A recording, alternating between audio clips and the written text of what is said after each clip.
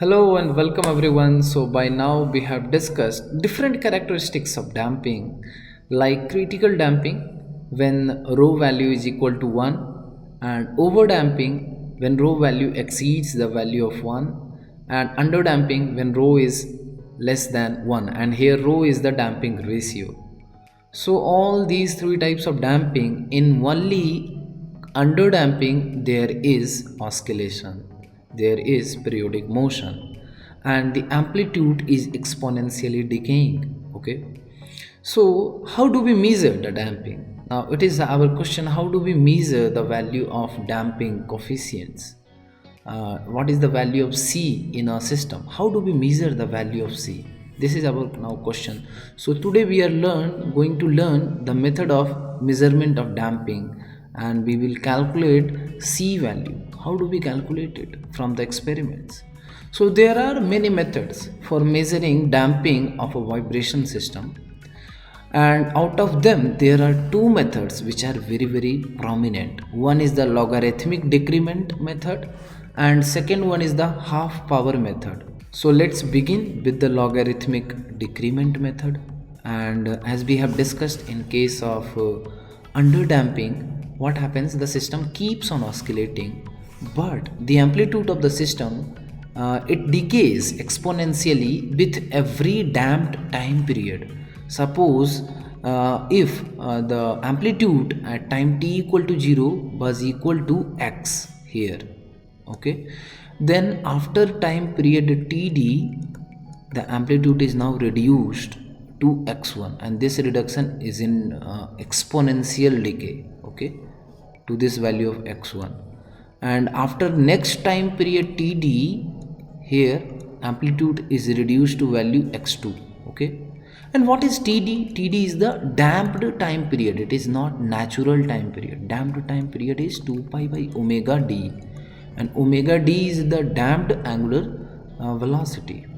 So omega d is equal to omega n into root under 1 minus rho square. Rho is the damping ratio, okay. So basically this method is used to measure damping in time domain, and in this method the free vibration displacement amplitude history of a system is measured and recorded. So the same thing we have done here, we have measured the amplitude and plotted it on displacement time axis. So let's try to derive a relationship between these amplitudes, okay. So here in this figure we can see that amplitude is decaying, okay, exponentially.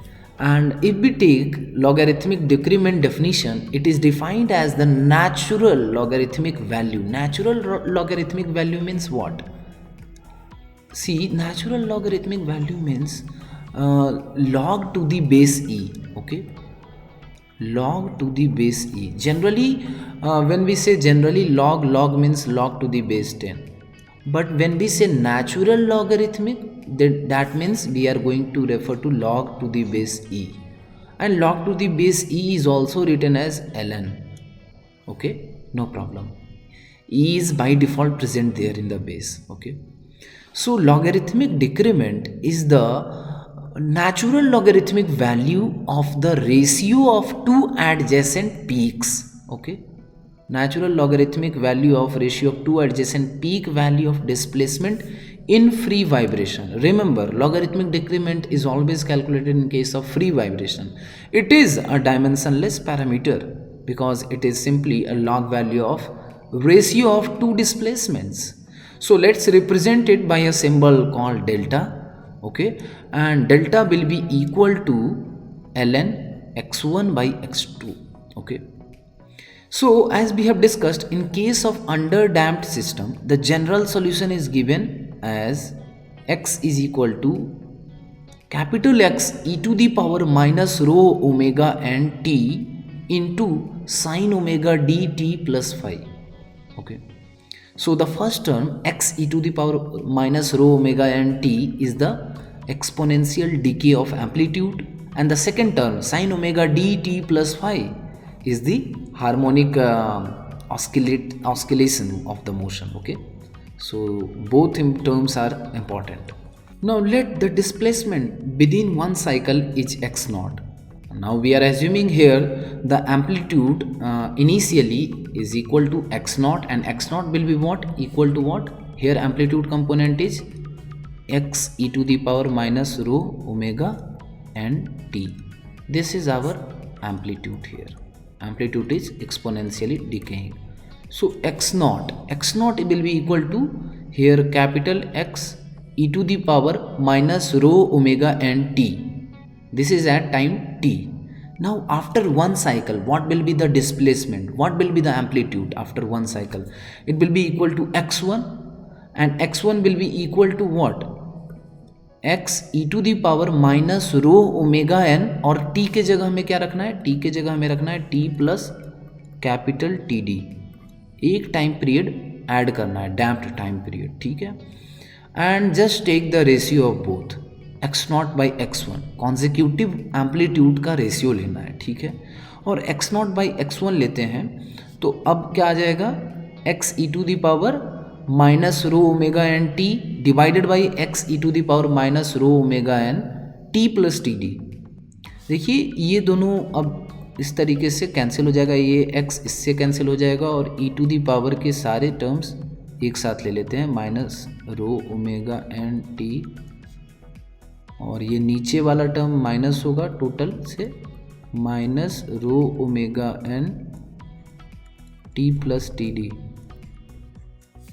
अभी हम आगे चलते हैं इसमें, e to the power minus rho omega n t minus minus plus rho omega n t, and this is again minus minus minus plus, okay, plus फिर से आएगा और ये होगा rho omega n t D.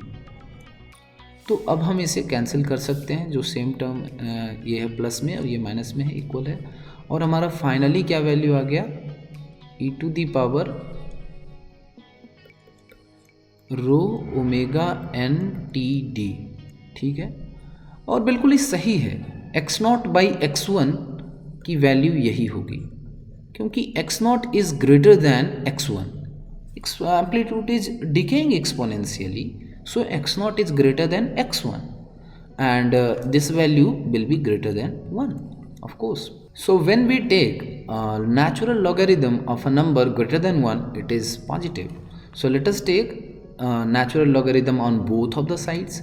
So this side and the LHS, it will become log to the base e, okay, base is e, x naught by x1 is equal to, now here this when we take log to the base e like this, then what happens? This power terms comes into the multiplication, okay. Now it has come into multiplication, row omega and T D, और इधर क्या होगा? इधर होगा log to the base e into to the e. now log to the base e, अगर इस पे हम e का लेना तो ये 1 ही होता है, ठीक है, ये 1 होता है. So that's why it is written here that log x naught by x1 is simply equal to rho omega n td, ठीक है. Now we know that log x naught by x1 is logarithmic decrement and is represented by letter delta, and delta can be equal to rho omega n td, ठीक है. अभी हमें क्या करना है? इस डेल्टा को एक्सप्रेस करना है सिर्फ और सिर्फ एक पैरामीटर में, डैम्पिंग रेशियो में, डैम्पिंग रेशियो रो के टर्म में. तो वो कैसे करते हैं? वो आप चाहें तो आप रो को एक्सपैंड कीजिए, ओमेगा एन को एक्सपैंड कीजिए, या टी डी को एक्सपैंड कीजिए, बहुत ही सारे तरीके हैं. रो को आप लिख सकते हैं सी बाई सी सी.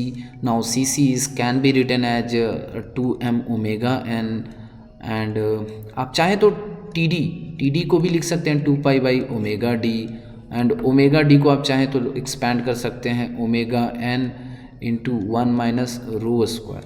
तो ये चार आपके पास ऑलरेडी फार्मूलाज अवेलेबल हैं, और इन चारों फार्मूलेज की हेल्प से हम कुछ रीअरेंजमेंट करना चाह रहे हैं, ताकि हम डेल्टा जो है लॉगरिथमिक डिक्रीमेंट है उसे सिर्फ और सिर्फ एक पैरामीटर के टर्म में लिखें. वो कौन सा पैरामीटर है?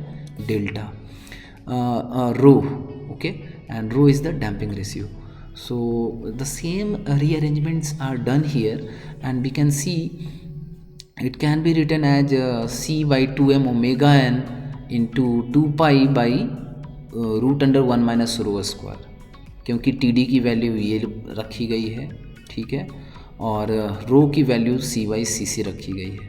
तो हम देख सकते हैं डेल्टा आ क्या रहा है, C Y C C into 2 pi divided by root under 1 minus rho square, and cy cc is what, rho again.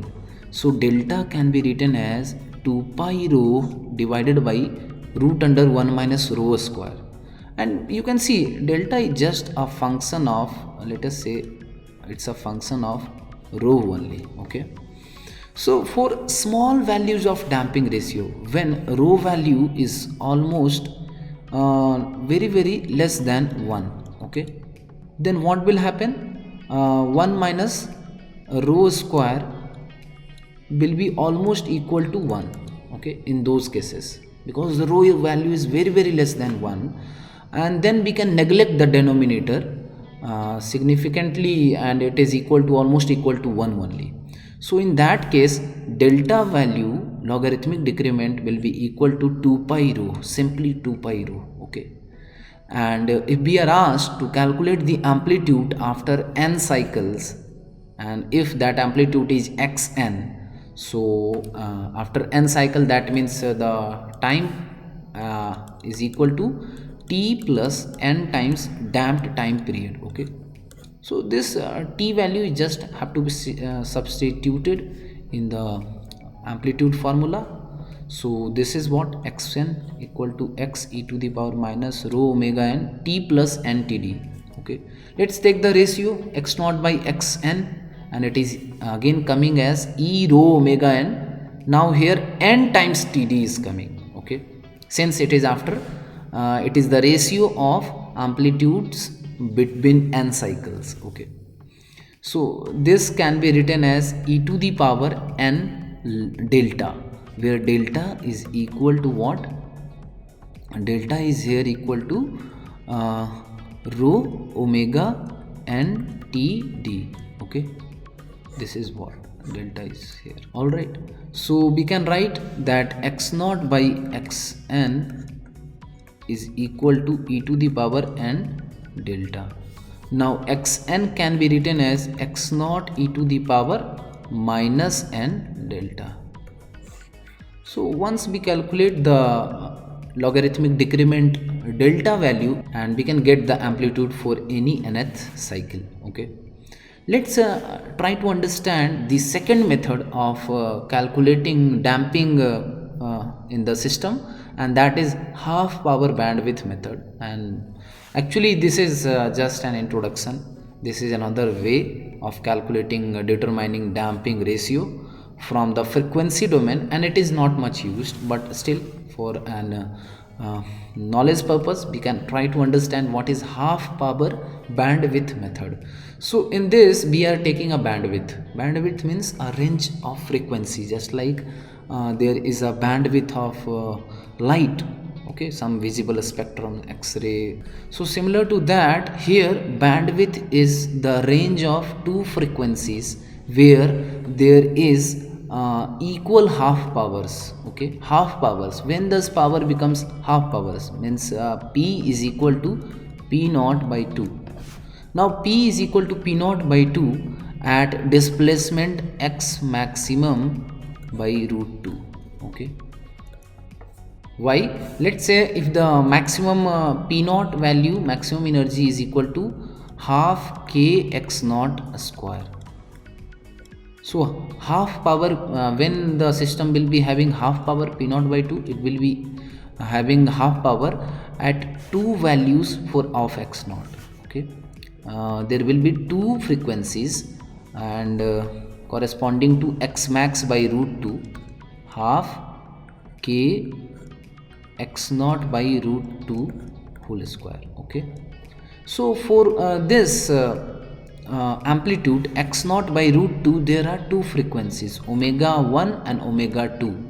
Okay, omega 1 and omega 2, these are the two frequency, and the range between these two frequencies of corresponding to half power is the bandwidth here. Okay, and the distance and the This is, if we take the ratio here x max to the x max by root 2 in log a scale, this difference comes as 3 decibel around. Okay, 3 decibel. So here this method is used to determine the damping ratio from frequency domain, and half power bandwidth is defined as the ratio of the frequency range between the two half power points. Now frequency at here, if the corresponding frequency is f1 and f2, so f1 is what, 2 pi omega is equal to 2 pi f. So f will be equal to omega upon 2 pi. So omega 1 by 2 pi. Alright. Similarly, f2 will be omega 2 divided by 2 pi. Now half power bandwidth is defined as the ratio of the frequency range f1 and f2 between the two half power points, and these are the two half power points here, to the natural frequency at this mode. Natural frequency fn is equal to omega n by 2 pi. Omega n is what? This is the angular velocity corresponding to the maximum displacement x max, or the amplitude here, maximum amplitude.